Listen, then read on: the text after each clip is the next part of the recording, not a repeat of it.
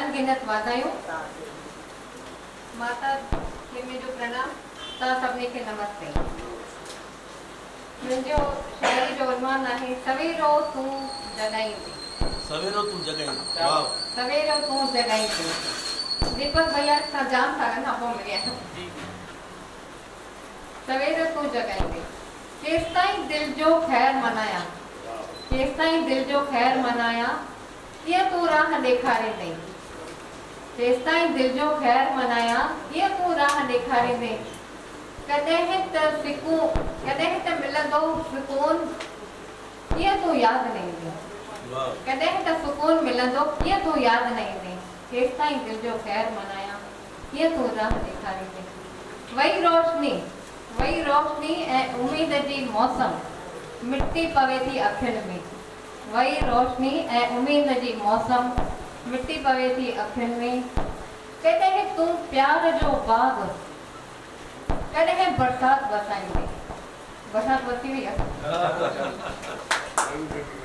कॾहिं तूं मोकिलींदे प्यार जो बाग़, कॾहिं बरसाति वसाईंदे। केसिताईं दिल जो ख़ैर मनाया, कीअं तूं राह ॾेखारींदे। वफ़ा आणी वजूद में या मोहब्बत जो कर, वफ़ा आणी वजूद में या मोहब्बत जो कर, जेको खपे सो तूं कर। मुंहिंजे वस जी ॻाल्हि छा आहे, मुंहिंजे वस जी ॻाल्हि छा आहे। कीअं तूं मूंखे मञाईंदे, कीअं तूं मूंखे मञाईंदे। केसिताईं दिल जो ख़ैर मनाया, कीअं तूं राह ॾेखारींदे।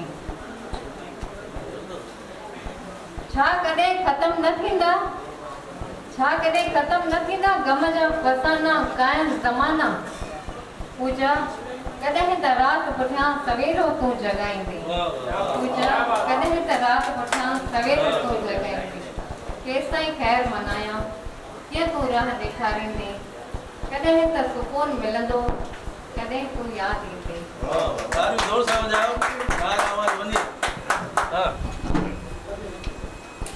बीना आदवाणी पूजा सुठी कविता ॿुधाई। मां चवंदुसि दीपक पूजा जे लाइ ख़ुशी किथे आहे। क्या बात है। ख़ुशी किथे आहे।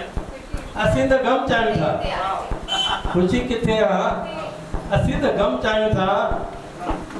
ख़ुशी त हुनखे ॾेई छॾियो, ख़ुशी त हुनखे ॾेई छॾियो जंहिंखे असीं चाहियूं था।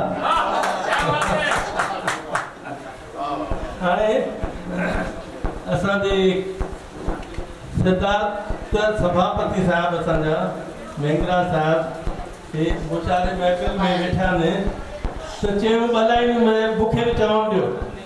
सदर साहब खे असां कीअं इनकार कंदासीं। अचो साईं। माना